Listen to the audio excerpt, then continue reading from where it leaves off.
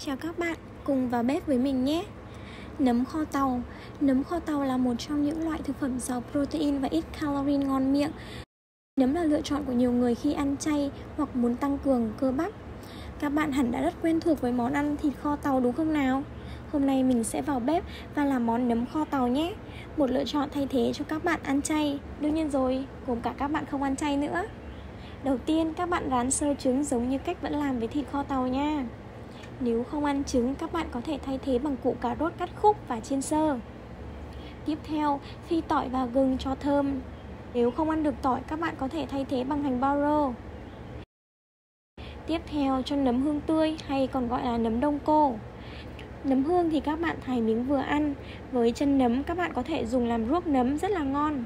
Ở đây mình có ít nên mình quyết định tước nhỏ và cho vào kho luôn. Được rồi, đảo một chút. Giờ thì tắt bếp và nêm nếm gia vị vừa ăn. Ở đây mình dùng nửa thìa hạt nêm, 1/4 thìa mì chính, 1/2 thìa bột canh và một ít hạt tiêu. Nhưng nếu ăn được nhiều hạt tiêu thì món này cho nhiều hạt tiêu mới ngon nhé. Rồi, đảo một chút. Bây giờ bỏ nguyên liệu vừa chuẩn bị vào kho thôi. Đầu tiên cho nấm.